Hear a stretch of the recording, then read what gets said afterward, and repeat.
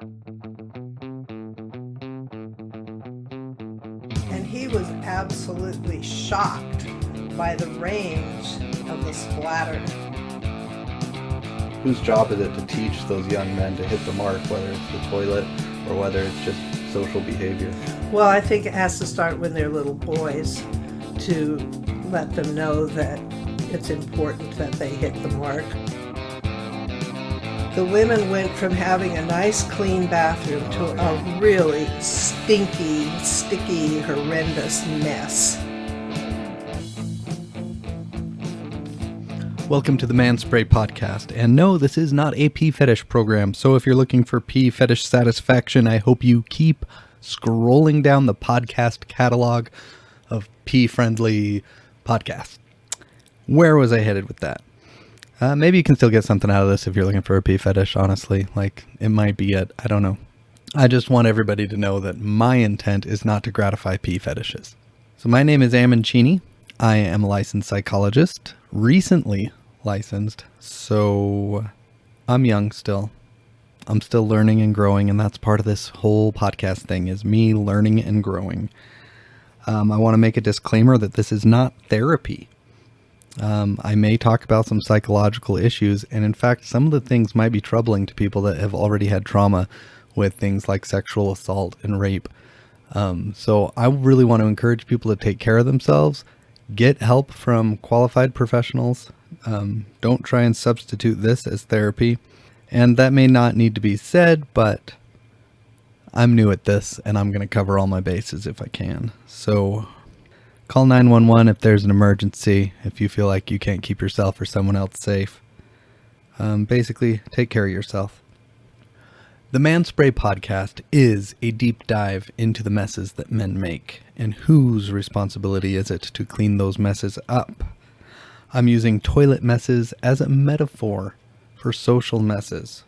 Many months ago, Eve Ensler spoke to Mark Maron on the WTF podcast, and one of the things that stood out to me was her saying that the Me Too movement is really women cleaning up men's messes. And she knows this well. She is the writer of the Vagina Monologues. For years, actually, I mulled over the idea of some kind of creative project that was just totally a joke, just because I like to doodle, and I thought it could make some sort of a comic book or graphic novel or something that was about the difficulty men have getting their urine into the toilet instead of making a mess around the toilet. I wasn't thinking about anything related to social justice, just men make messes, and it's tricky to get fluid under pressure into a container that's some distance away. There's all kinds of physics and variables that go into that, and I had fun in my college physics class drawing pictures, and I thought maybe I could draw some fun, entertaining pictures around messy men. It wasn't until hearing Eve Ensler discuss this that I realized that maybe the funny, creative project I had could be an introduction to a really valuable conversation. So I decided to do a podcast, and because I am not a wealthy person, this is a personal project, and it might just be for my own personal benefit and growth. But I had to buy the equipment, and it's really funny that the day after I ordered my equipment, saved up some money for the Zoom H6 and microphones and whatnot, then I opened up the New York Times, and there's an article basically pleading with the public to stop making podcasts. And reading the article, I found statistics that were mind-boggling about how many podcasts there were. I really have been clueless and unaware. I listened to like the big ones, like I already mentioned WTF, and I listened to This American Life, and you know, it was something to do on commutes. I never became a connoisseur of podcasts. I've listened to a few more feminist podcasts since wanting to do research about what my podcast would look like and whatnot, but I really had no idea what I was getting into, and so this is all very personal, might just be a personal project. Another thing that the New York Times article brought up was that a podcast is really a business of me, which I really had to wrestle with because while I've identified as an ally and male feminist in the past, and I don't know how I identify now, I didn't feel like, as a cisgender, white, male, middle class, well educated, which boxes haven't checked yet? I can check those too. Christian, living in the middle of Utah. I don't think I have a voice that needs to be amplified more necessarily. And I've always seen allyship, always seen. I mean, it's pretty young for me. I am learning that allyship is really about amplifying the voices of marginalized people. So I'm going to totally understand if people take issue with me having a podcast. Here's the value that I see in me having a podcast is that, one, it's my own personal project. It's for my development and growth. If nobody listens to it and I just make this podcast, that's enough for me. I'll grow. I'm trying to develop my own sensitivity. I'm trying to work through my issues and my thoughts. So for me, it's a win.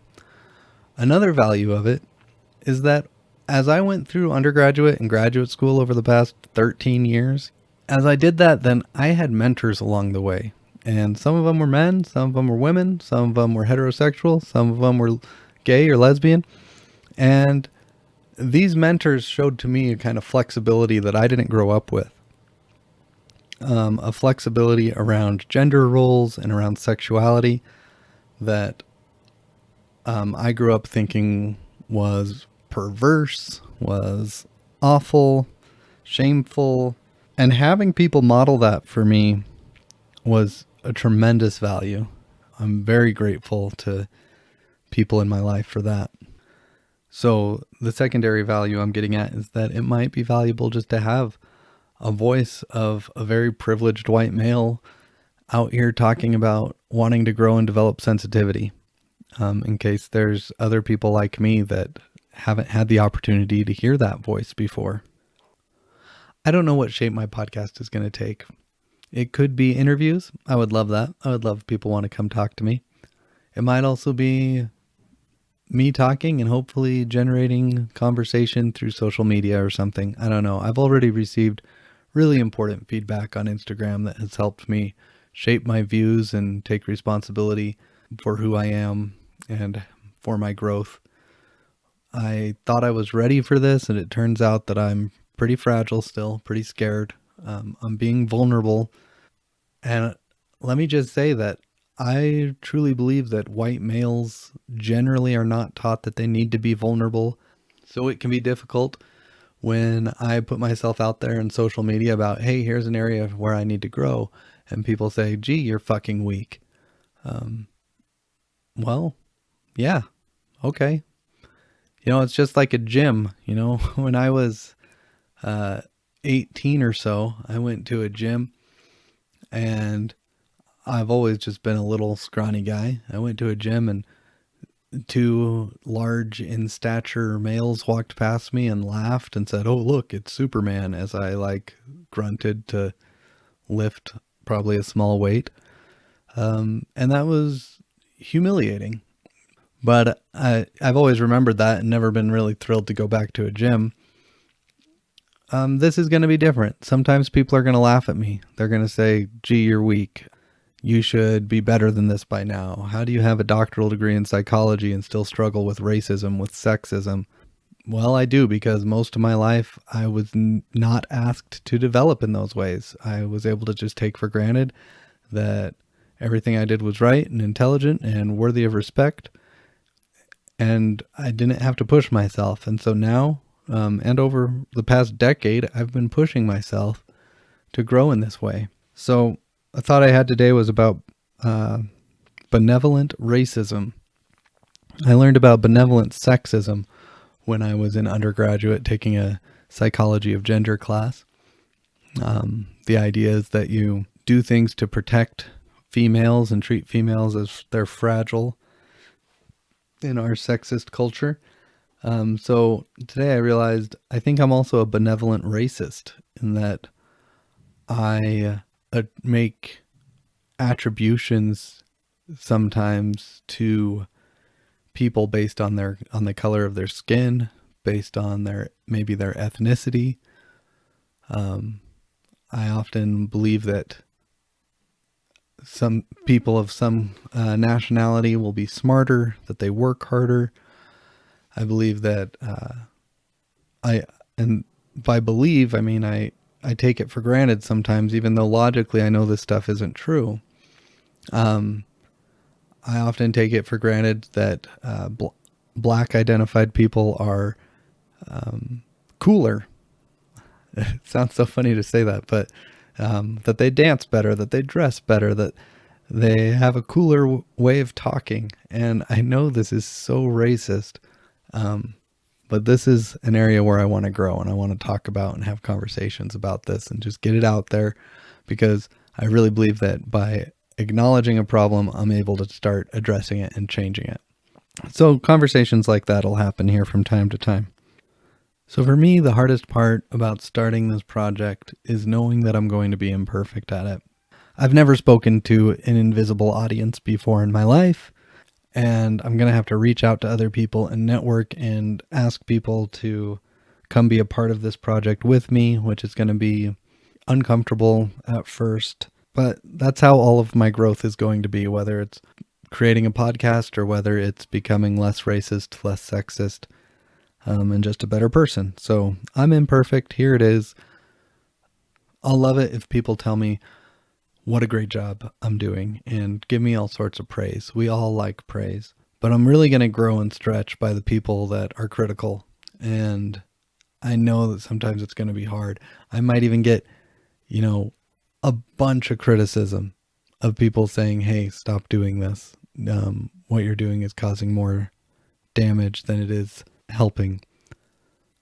And I'm going to take all the criticism seriously. I'm going to listen to it. That doesn't mean I'm going to, stop this project because people disagree with it.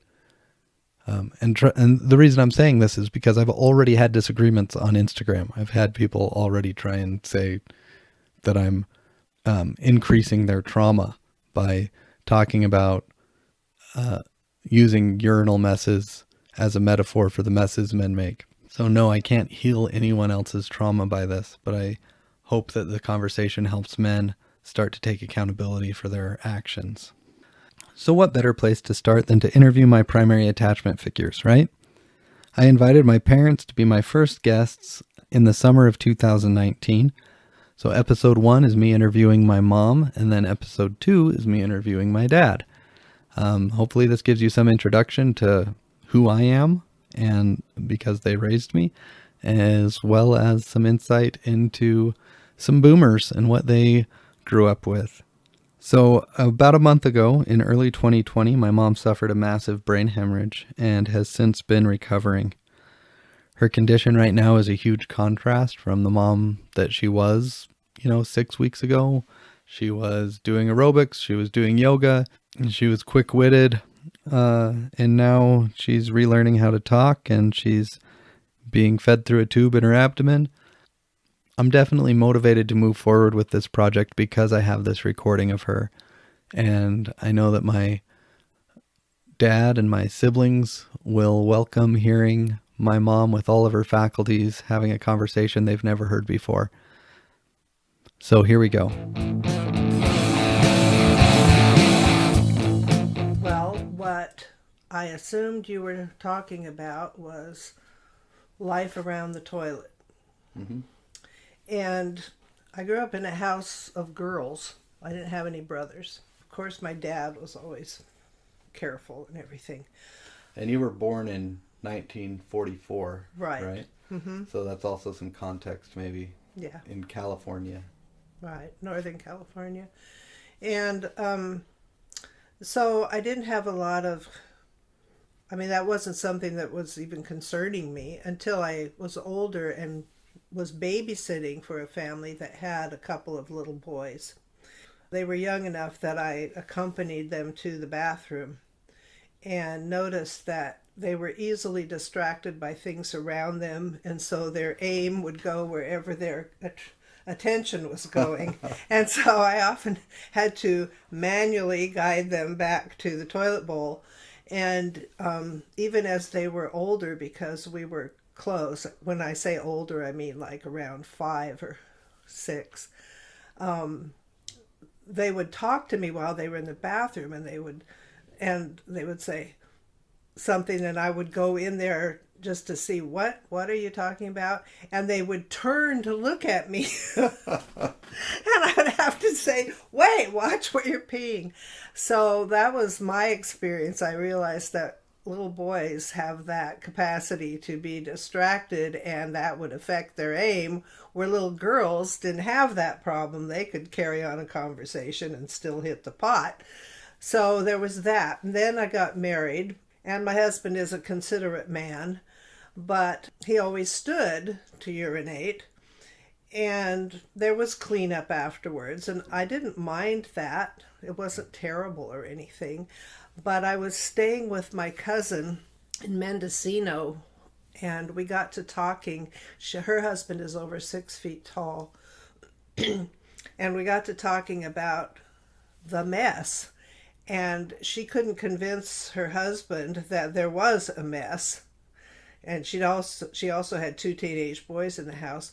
So she got some paper that was like some kind of construction paper, but it was like a blotting paper. And it was large sheets, and she fanned it out from the toilet. Brilliant. And I love it. What concerned her a lot was that they had this big basket of magazines next to the toilet to read. And so she fanned this paper out around the toilet and told him, go ahead, just pee as you normally do. And he was absolutely shocked by the range of the splatter. And from then on, he sat to pee.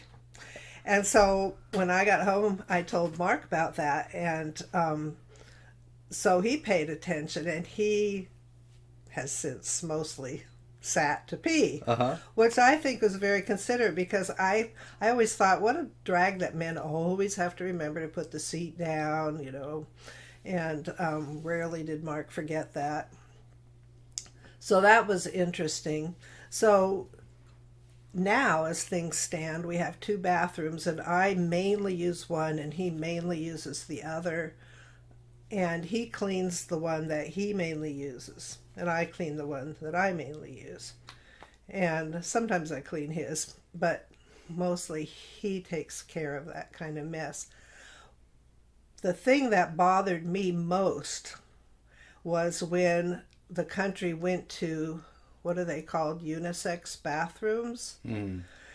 Because at our public library, they had side-by-side men's and women's bathrooms. And when they went unisex, the women went from having a nice, clean bathroom to a really stinky, sticky, horrendous mess. And so I found myself taking the elevator downstairs and going to the traditional bathroom that had numerous toilets, and there was a men's and a women's, because that was just awful.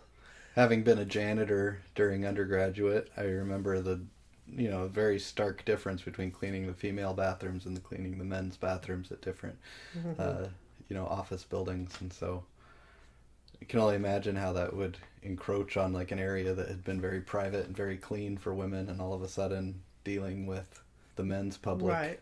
Which the men's public bathroom has got to be worse than a private home bathroom, even just less consideration because it's somebody else's job that you don't even know. Yeah. Another place is the portable toilets when you go to some kind of a public function, and as a woman, as you go to sit down, your head is right on a level with the urinal. Oh gosh. And there's all the mess around on the floor, and there's no place to put your purse. Right. So you kind of have to hold on to your purse while you're trying to go to the bathroom, which is a hassle. Never thought about these things. Yeah, so I much prefer women having their own bathrooms, men having their own bathrooms. I wish that would kind of change back, but I mean, even if I sat in one of those porta-johns, then my head would be in that same place too. Yeah. But I take for granted that that's there for me. And it's usually a mess all around it, so it's really difficult to take little children into a bathroom that men use, because you almost want to put gloves on their hands. Oh yeah, they touch everything. Yeah. Yeah. It's just, you can't stop them. Their hands reach out. Right. And they just grab onto, take hold of anything they can. I didn't ever think about just being distracted by shiny things that you said the little kids, they'd turn their heads and their body goes the direction of their head, which makes perfect sense. But then you brought up the other fella who's over 6 feet tall and how that increased distance from the toilet, that's different for everybody, and some toilets are even lower than other toilets, and so it makes it, these are the kinds of complications that come up for men in hitting the mark, but then I left out that whole piece of whose job it is to clean it up. The other thing I thought of was sitting down to pee.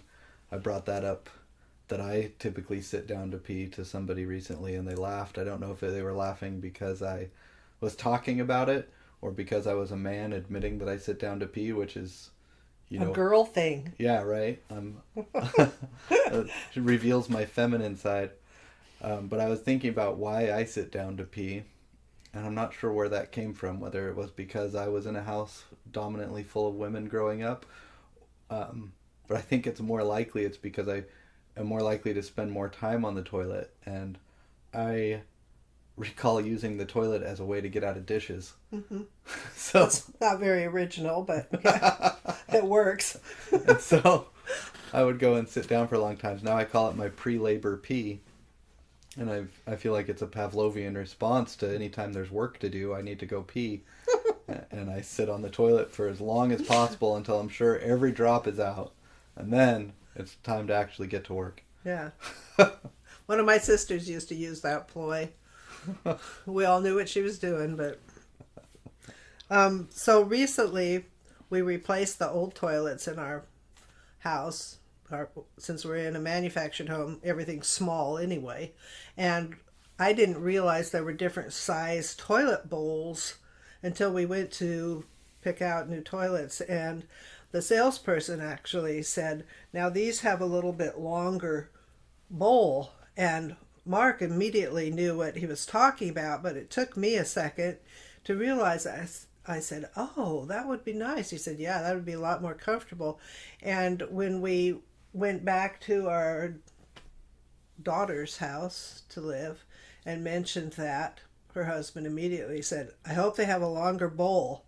So it was something that I hadn't thought about, but they had. And another thing I learned too about men and toilets, when one of our sons-in-law came here to visit, I had a fluffy toilet lid cover on the toilet, and when he put the seat up, it didn't stay because of that and snapped down, and he came out and said he almost was guillotined using our toilet. and so when we got the new toilets, I dispensed with the fluffy lid cover, and I think it's much safer now to use.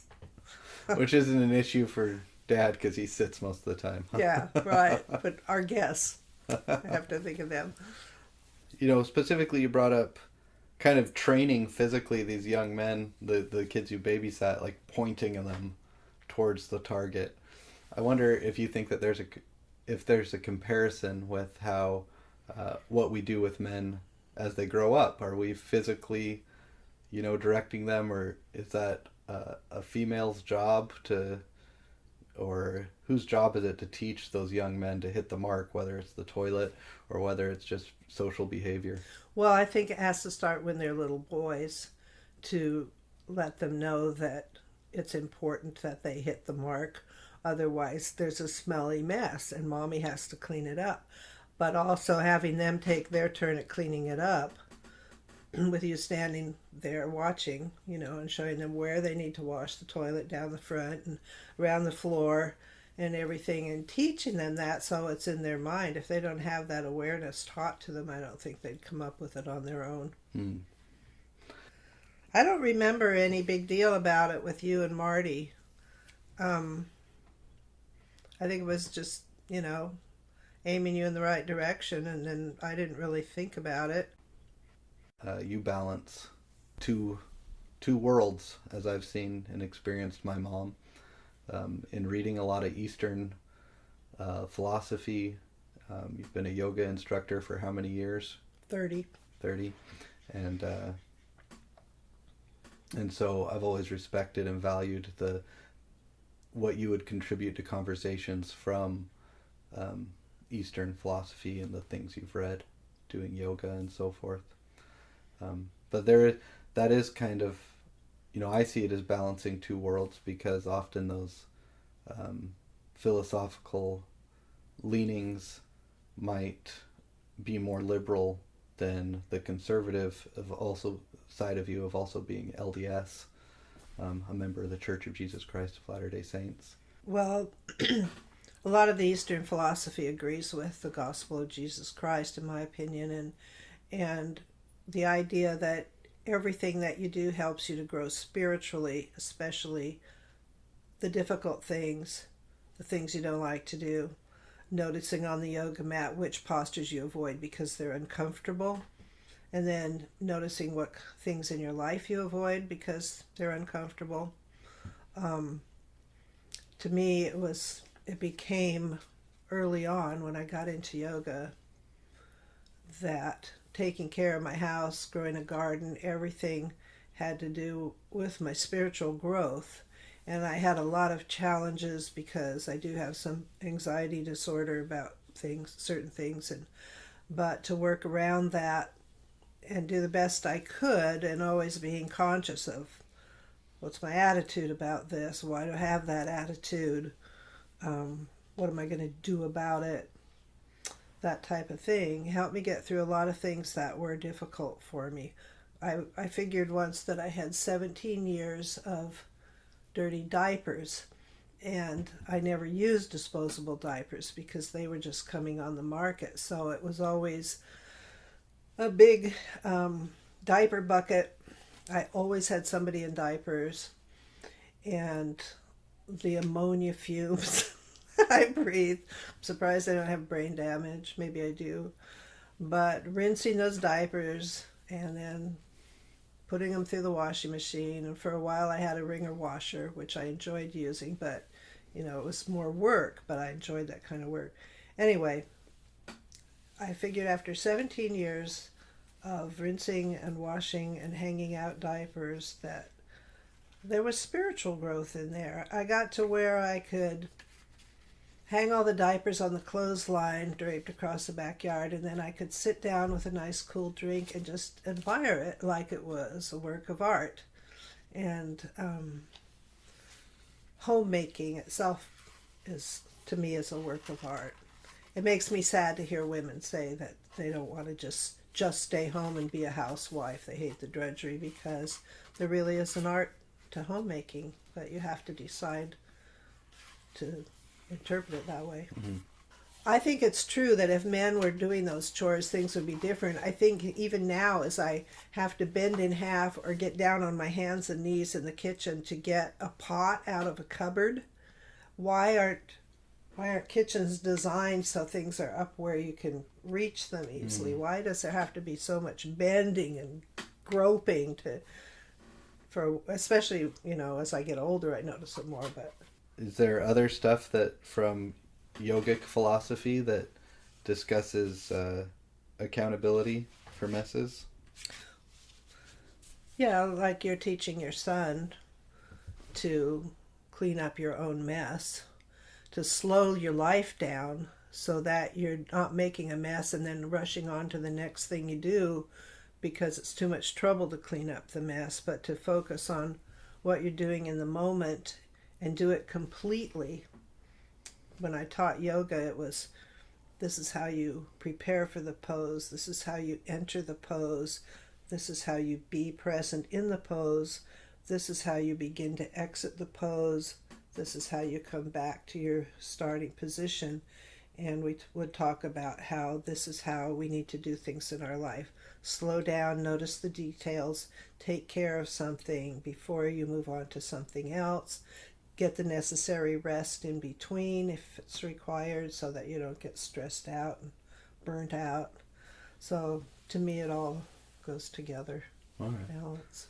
It's inevitable that there will be mistakes when you're young, immature, developing, or when you're learning yoga, whatever it is. But what I'm hearing from you is teaching increased attention to how we behave and slowing down.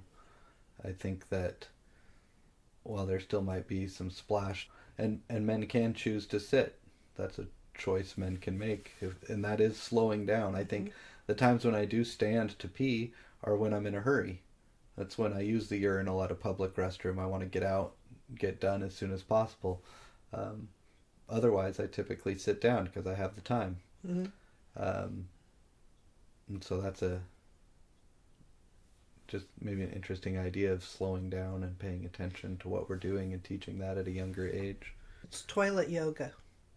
I even think another response might be, well, I don't want to sit down somewhere because it's not as clean as standing. I don't want to sit on it. Well, what if you took the time to clean it before you sat down? Yeah. What if you were really thoughtful about what you were doing? And again, I think it's about time. Like, we live in a fast-paced world, and who wants to take the time to clean up after somebody else, which is an act of service, or prior to doing something that you can just do more thoughtlessly. I'm thinking about how this relates then to men socially in the slowing down.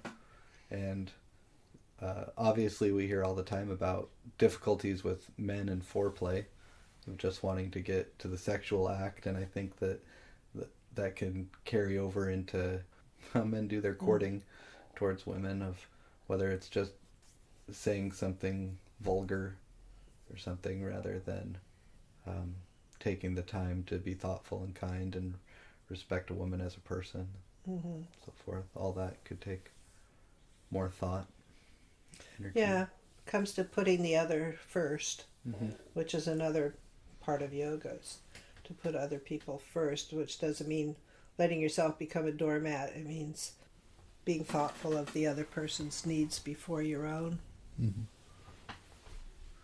I think that's hard for men to learn sometimes because they have mothers that have waited on them. So what should mothers do? Train their sons to take care of their own messes, to consider what other people are doing for you. Just be more respectful and more considerate in everything that you do. How do you see the times changing from when you were young or developing, and now we're in the Me Too era? How have things changed over the decades of your life? Well, I like the Me Too era, that men are being held more accountable. I like the women's lib movement too, because women freed themselves up from so much traditional slavery or whatever it was. Just the attitudes were changing, and now with the Me Too movement, that's really important because the sexual harassment and abuse has gone on way, way too long. When I was young, I remember we had to wear dresses, which always irked me. For one thing, we had to wear dresses to school. We walked along a highway where the cars sprayed water on us in the winter.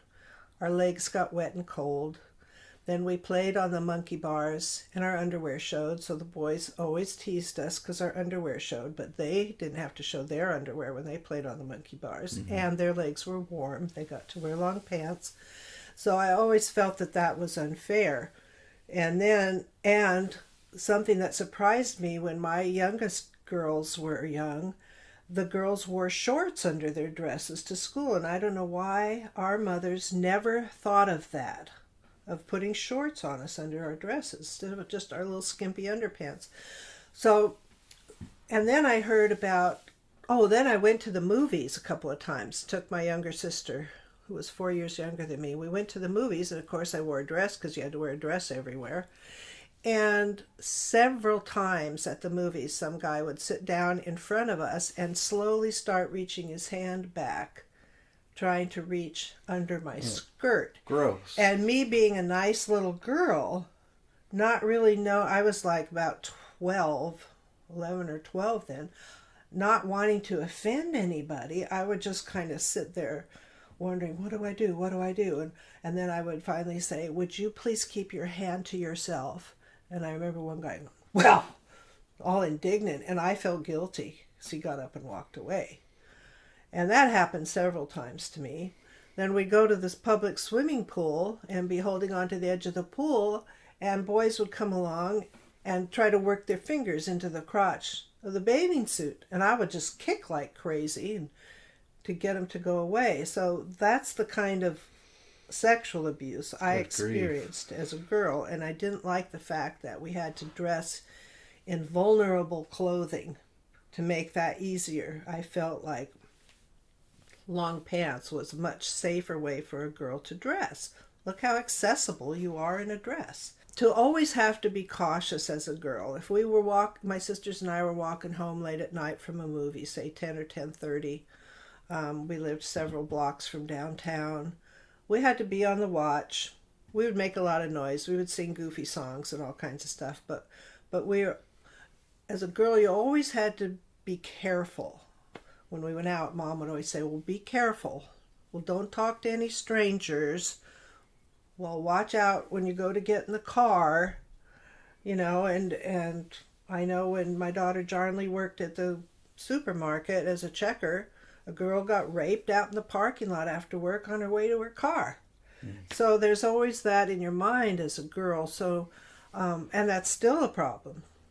I was reading a article this morning in the New York Times about how there's the phrase "the glass ceiling" for a long time was the phrase to talk about limits for females in the workplace. Now there's a whole list of phrases for it. They brought up the glass cliff when a woman is put in charge right before when a company's about to fail, and so she's kind of set up for failure. Several other things, and they were saying that it's because the experience is more complex. I was also thinking that it was because we're valuing that experience more, just like we've heard the Inuits have 400 words for snow, and we have lots of words for money, this things that's very valuable. Increasing language around sexism, I think, shows an increased value for that experience. And the fact that there are more women attending universities and getting degrees than men might be a little threatening to some men and make them violent. I don't know overall what the attitude of men is about that. On the other hand, there's a great need for blue-collar workers in this country too, people who don't take the time to go to college and get a degree. We need all the mechanics and the construction workers and those kind of people that we wouldn't have if everybody went to college.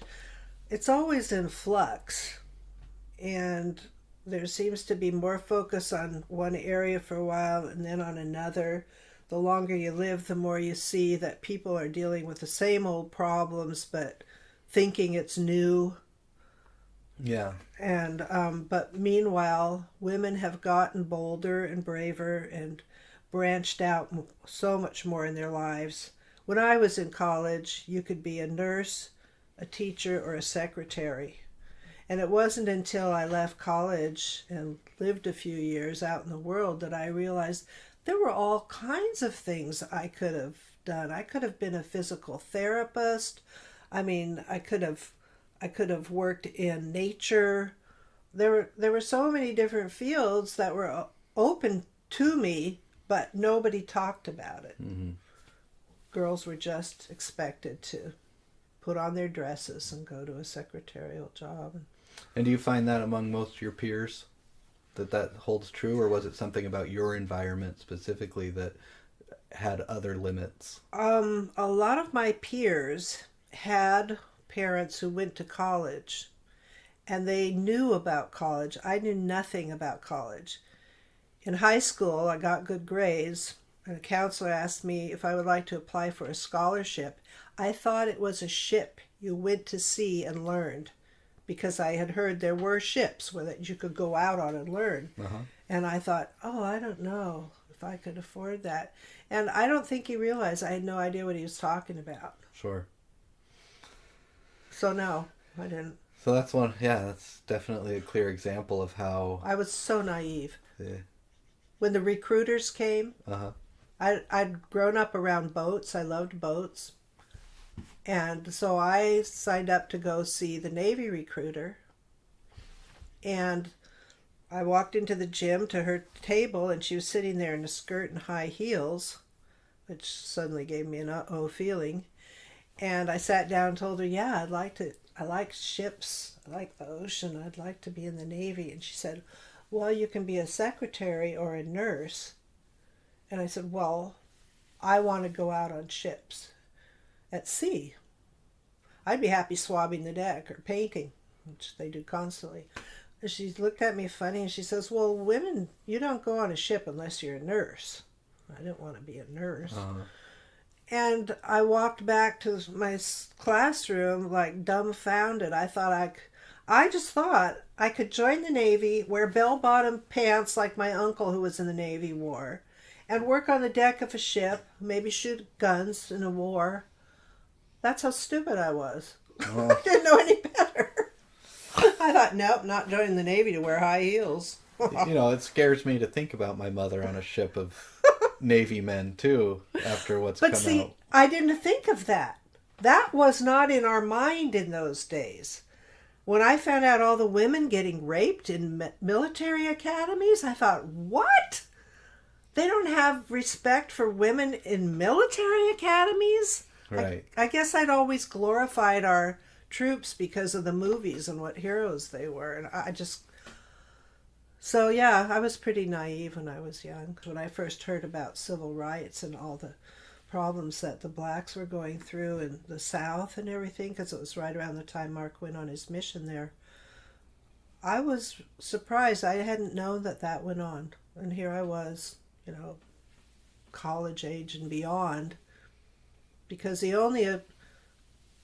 only contact I'd had with blacks in my life was Henry the Shoeshine Man outside the barber shop, who we all loved because he teased us so much. Mm-hmm.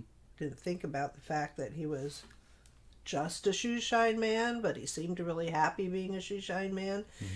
And then when I was in grammar school out in the country, a black family moved into the area, and their son and daughter came to school, and we didn't have blacks in that area, and they were immediately the most popular kids in school.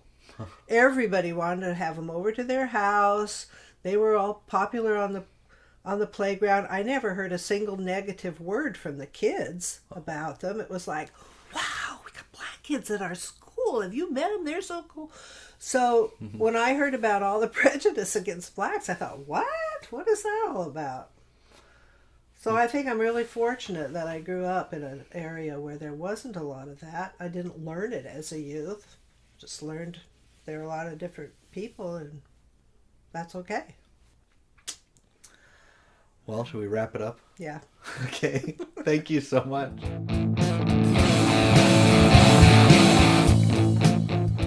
Well, there you have a conversation between my mom and I. I really remember enjoying that conversation a lot. I noticed there at the end, she brought up what I might describe as benevolent racism that she experienced and may have passed on to me. The appreciation for diversity that I grew up with, for other cultures, the fascination. It could even probably be described as what's the word? Fetishism? Fetishizing groups of people, which probably doesn't take into account the difficulties that marginalized groups have. I wonder if while my mom was kind of in awe and thought that these black kids were so cool, if in that space you're also able to appreciate how lonely it might be to be different among dominantly white peers. So I think there's something there, something to be learned and gained by a conversation about benevolent racism. I also really appreciated my mom had, a really unique perspective on messes around the toilet. She definitely had some stories, and something tells me that there's a lot of stories out there about messes around the toilet, and I've never heard of a platform to share those stories, and then to think of them in a different way about how they relate to general social issues. One thing I realized that I was doing during that conversation was continually bringing it back to what can mothers do to help their sons, and I didn't really talk much about what fathers do. I had told my mom previous to that conversation of what I do with my son. As soon as he started standing up to pee, we noticed a lot of splash around the toilet. So one day I showed it to him and I said, "Hey, where do you think these came from?" And he acknowledged they came from pee. I said, "Who do you think left them there, you or your sisters?" He said, "I don't know." And I said, "Well, your sisters sit down to pee. So they can't get it on the toilet seat. So this either came from you or from me. So it's our job to clean up the pee." Now it's, and I told him that's our job. We clean the toilets in the house. And when I point to a toilet and say, "Hey, who put this mess on the toilet?" he voluntarily says, "I did." Or maybe it was me, maybe it was you, Dad. And then we together clean the toilet. So it is not all a woman's job to teach our young boys how to clean up messes, and it's probably dominantly men's job to teach that lesson. Thanks for listening, and I hope you come back to listen while I talk with my dad.